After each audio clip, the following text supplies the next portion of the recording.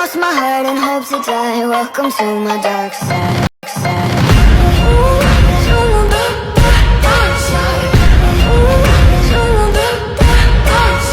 Hi, welcome mga ka-YouTube channel ko. Ako pala ang taong gumagawa ng recap na laging nagsasabing tamad, at mas gusto ko pang manood na lang kaysa gumawa ng recap kasi nakakatamad naman talaga gumawa ng recap, kaya yung mga idol lodi nating gumagawa ng manhwa recap ay nai-stress na sa inyo kasi gusto natin next episode agad kasi nabitin tayo nasa exciting part na pinutol pa, kaya kahit tamad gumawa peren ako kasi gusto ko try tong manhwa na ito, baka kasi magustuhan nyo rin.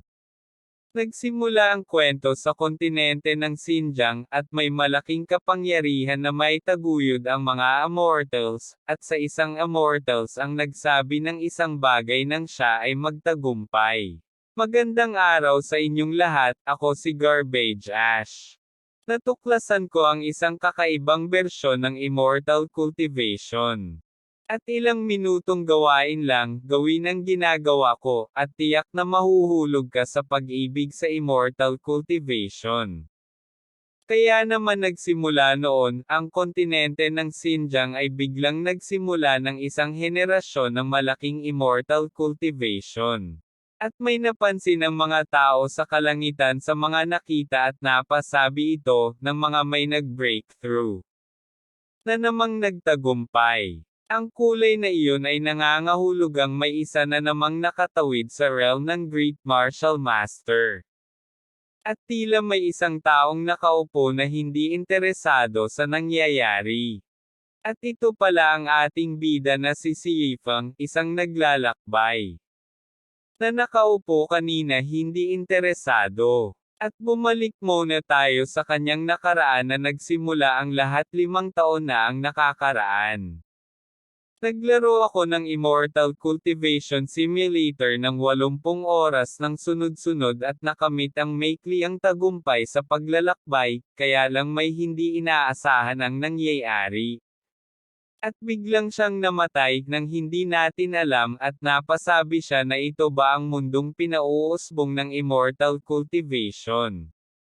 At nahulog ang cellphone niya sa kanyang ulo kaya napasabi siya na kahit tamad pogi naman pero walang jowa kaya nagjajakol na lang pag walang tao, at sabi niya na parang isang panaginip lamang, at may napansin ako na sila ni Saitama nakasakay sa lumilipad na espada, at si Vegeta na lumilipad at ang isa naman parang si Happy. At makikita nga natin si Yifeng na nahihirapan na huminga, sa kadahilanan siya ay sinasakal na pala ng isang parang taong butiki at parang genie, at sinabi nito na napakaswerte mong bata ka, at hey, magandang makilala ka. Ako ang tagapagligtas na inaasahan ng bawat naglalakbay, at makikita nga natin si Yifeng na parang aso ligaw, at tila masusuka na. At nasusuka na nga lang si Yifeng sa mga pinagsasabi nito, at sabi ng tinatawag ng kanyang sarili na si Golden Finger, na iniinsulto mo ba ako? Pakinggan mo bata, ang susunod dito, at makakamtan mo ang isang sistema ng martial art na walang kapantay sa buong mundo. At binigyan nga siya ng kapangyarihan ng mga kapangyarihan katulad sa mga Diyos na tinatawag na sining ng boxing. Eskrima. Paraan ng rod. Teknik ng espada. Teknik ng palad. Paraan ng pagbuo. Paraan ng pagsusulat, at makikita nga natin siya na parang nagsusuper scientifying, at napasabi na ang sarap sa pakiramdam na ang gun ng katawan ko na kaya kong gawin ang lahat ng gusto ko. At nag-i-imagine na siya ng kahit ano na mag-meditate, at pinagbogbog niya ang mga tao at hindi mawawala ang pangarap ng mga lalaki ang maraming ng babae na magaganda at sexy diba boys, at sinabi ng butiking genie na sa maikli, tutulungan kita na paunlarin ang lahat ng iyong martial skills sa pinakamataas na antas alternasyon. Mayroon ding 600 square meter na gym para sa martial arts upang magsimula ka sa laro. At napasabi si Yifeng na e-excite na ako. Handa na akong simulan ang aking paglalakbay sa Immortal Cultivation. At nagulat naman ang butiking genie sa mga pinagsasabi niya at sabi nito na cultivate. Immortal. Ano iyon? Dapat kailangan may spiritual root ka muna bago mangyayari ang pinagsasabi mo kanina. At nagulat si Yifeng na ano spiritual root at tila siya ay nanigas, at sabi ng butiking genie na ito ay hindi ang aking responsibilidad. May mga tao na naglakbay at naghihintay sa aking kaligtasan. At biglang nagpaalam ito kay Yifeng at nawala ito parang nothing happened, at nagulat na naman si Yifeng at naninigas na parang bato. At wala na nga si Yifeng nasabi. At pamanta si Yifeng sa sentro para sa pagsusuri ng spiritual root sa Jiangping, at tila may makikita tayo na may pinindot siyang magic stone para sukatin ang kanyang spiritual root, at kaya nung nagawa nga niya na ang lahat ng kailangan para malaman, at lumabas na ang resulta, ito ay walang spiritual roots, kahit isang kakaiting na lumabas man lang sana, kaya napasabi si Yifeng na nakakapautang ina, na nga lang si Yifeng sa nalaman niya. At napasabi ang taga-suri na nabigla sa kanyang nakita, na sabi niya na ano ba ito? Lahat may spiritual roots, at hindi ko pa nakikita ang sino man na walang spiritual roots. Diyos ko! Kapatid, tao ka ba? At habang tumayo si Yifeng na makikita nga natin na didesmaya siya sa nangyari, kaya napasabi na lang siya na waring sa aking buhay, maaari lamang akong magtayo ng tindahan, magbenta ng mga libro, mag-recruit ng mga miyembro, at iba pa, at habang nakatingin sa kanyang piggy bank sabi niya na kundi, hindi ako makakatagal sa mundong ito. Kaya napasabi na rin ako na napakamalas mo naman Parshis. At pagkatapos nga ay makikita nga natin ang isang batang cute na nagliliwanag ang mga mata niya na may tinitingnan, kaso nga lang siya ay hinayla bigla ng kanyang kapatid, at nasabi nitong mga libro, at sabi naman ng bata na hindi ako interesado. Ate, bilhin mo ito para sa akin. At sinigawan niya ito, at sabi nito na Loli pala ang pangalan ng batang cute, at sabi nito na pareho tayong immortal cultivators, ano ang silbi ng pagbili ng pangkaraniwang larawan ng tao. At sumigaw si Loli ng gusto kong bumili, at makikita nga natin na bigla siyang lumaki na katulad kay Bisky, Besky is that you? At makikita nga natin na si Yifeng ay nagulat sa kanyang nakita dahil nandito si Bisky sa ating recap ay Loli pala, at makikita nga natin na bumili na lang ang ate ni Loli para matapos na, at habang si Loli naman ay tinitingnan ang kanyang nabiling libro. At makikita nga natin na paalis na ang dalawang magkapatid, at sabi ng kanyang ate na nakukutinto ka na ba, at sabi naman ni Loli na oo naman ate, at habang si Yifeng naman ay sinigawan niya ang dalawa na sa susunod, pigilan mo ang iyong sarili sa harap ng isang mortal, ang iyong anyo. Pumunta ka rito. Ang aking libro ay 10 ginto bawat isa. Mga walang kwentang cultivator. Huwag na huwag kang magpakita sa harap ko ulit, o sisibogan ko ang iyong puwet. Mukhang mali ka nang sinabihan Yifeng, baka ikaw masisibogan ng puwet. Kaya nung nakaalis na ang dalawa sa Jiangping City, at makikita nga natin si Loli na ang saya na nabili niya ang libro ni Master Jiraiya na alamat. Sabi ni Loli na ate. Ang libro na ito ay tunay na maganda, hindi ko pa ito nakita noon. Panoorin natin ito ng sabay. At kinuha nga ng ate ni Loli ang kanyang libro at sabi nito na sige, tingnan natin, kaya nung nakita niya ang libro napasabi ito na, ano ba ito? Kaya nung nabasa niya na ito ay nagliliwanag ng nakita niya ito, at napasabi siya na ang nararamdaman ko sa sandaling iyon, maaari lamang madama ng mga cultivator. At parang lungkot na iniwan ng galaxy. Parang napapaligiran ng kasayahan sa isang pista carnival. At ano itong labis na nagtatangkang punan ng mga kakulangan ko, ito ay nagpapakita sa akin. Ito'y dalisay na sining ng martial arts. At makikita nga natin siya na nasisire na ang kanyang damit. Napagtanto niya na dapat hindi niya na binasa ang libro ni Master Jiraiya na alamat kasi sa tingin ko iba ang nakalagay na teknik, na makikita nga natin ang ate ni Loli na tila nasasarapan siya sa kanyang nabasa, inimbinto ko lang yun kaya wag kayong malito.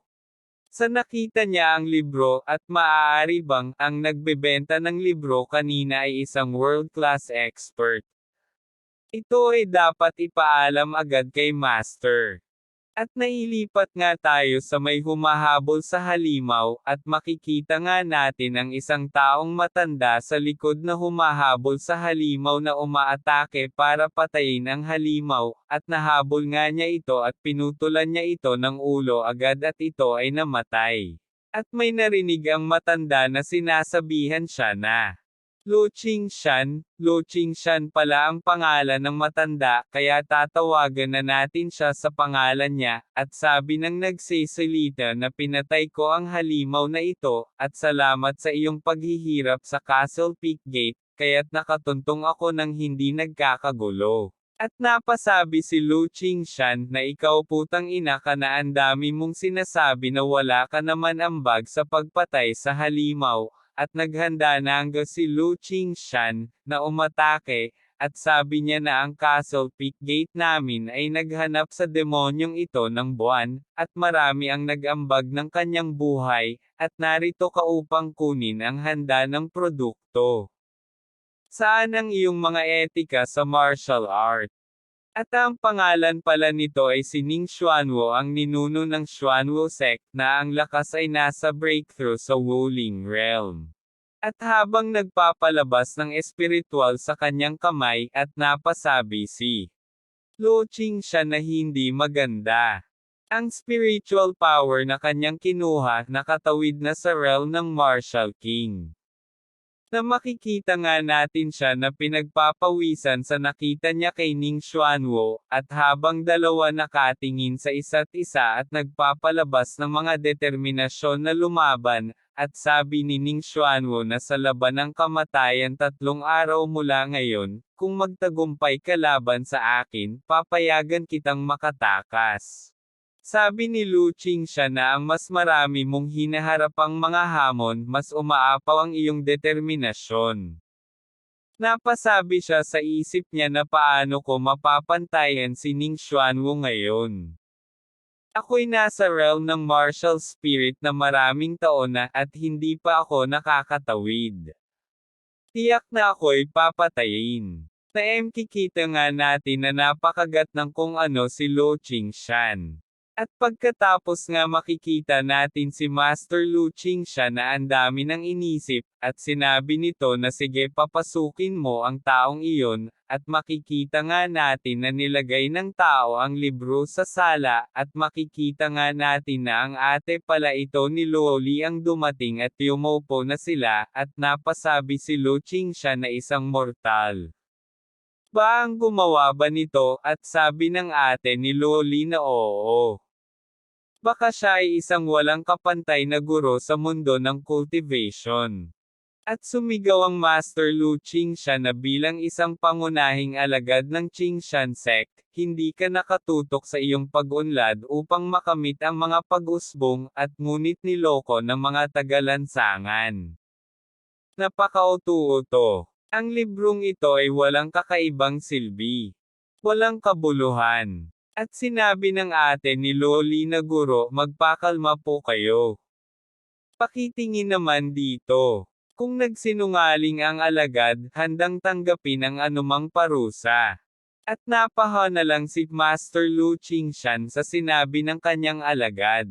At nang tingnan niya nga ang libro ay napangangas siya sa gulat nang nakita niya ito, at nang nakita niya na ang lahat sa libro siya ay nadala sa ibang mundo at sabi niya na Sunset Prairie. Ito ba? Hindi ako makapaniwala na nasa aking sariling isipan ako. Nitong mga nakaraang araw, halos tumakas na lamang ako mula sa pangangailangan na labanan ang Xuanwu sect. Mula nang ako'y maging sekta master, walang sino man ang nagsubok sa aking lakas ng ganitong katagal, at napasabi siya na ang maluwag ay nagiging masikip, ang masikip ay maluwag.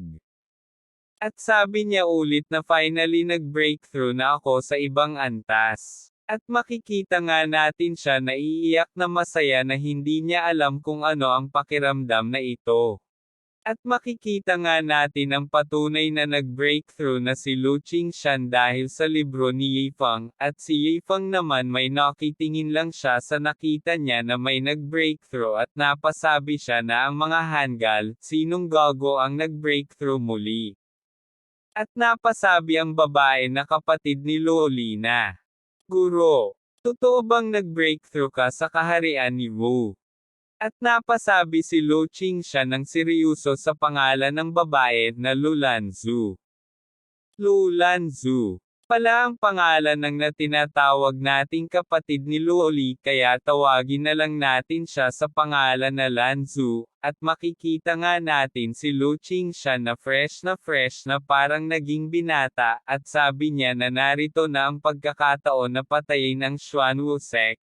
At napasabi si Lanzu ng seryoso sa isip niya na kaya nitong madaling gawing isang aklat na puno ng malaking martial intent, ang pag-usbong ng taong ito ay hindi maaari. Sumunod ka sa guro at magbigay galang sa martial master na iyon.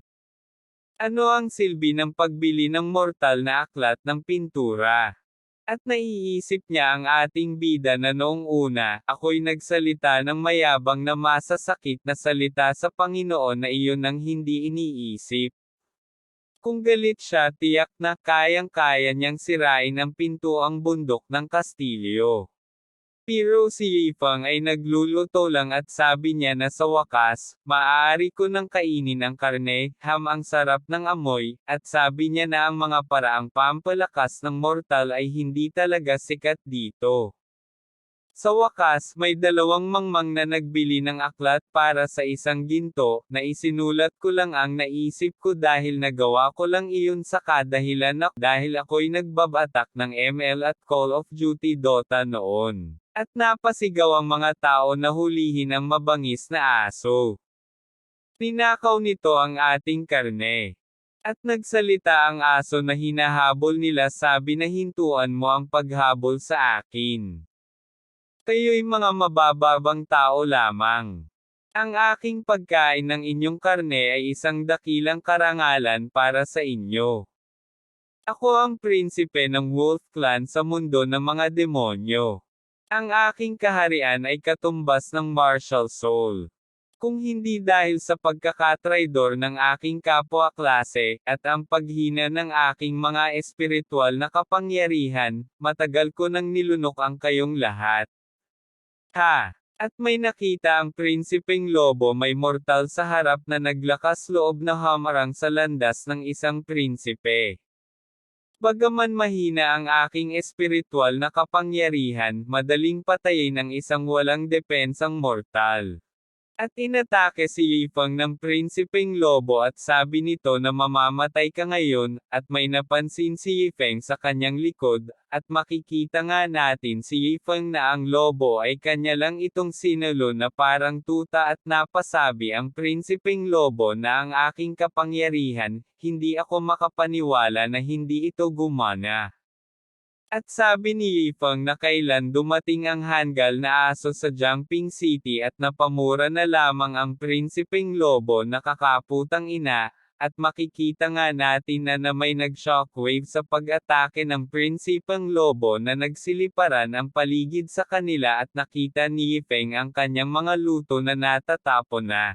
At natapon na nga ang kanyang mga niluto, napatingin na lamang si Yifeng sa kanyang mga pagkain na natatapon, at sabi muli ng lobo na ang aking atake ay walang epekto sa mortal na ito. Ano bang kakaibang bagay ang ginawa ng taong ito? At ang dami na nga ang iniisip ng prinsipeng lobo, natatakot ba ako? Anong biro ito? Paano ako matatakot sa isang mortal?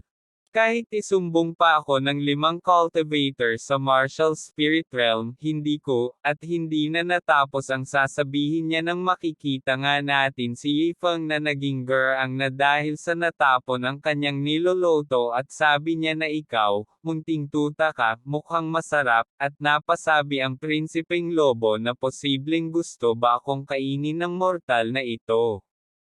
At sino ba ang taong ta? At dito na matatapos ang recap natin dahil humandar na naman ang pag-ugali ko sa Catamaran kasi na-excite na ako i-upload to kahit ako nabitin din, kaya sa gusto pa ng kasunod nito, alam nyo na kung ano ang ibig kong sabihin, baka naman.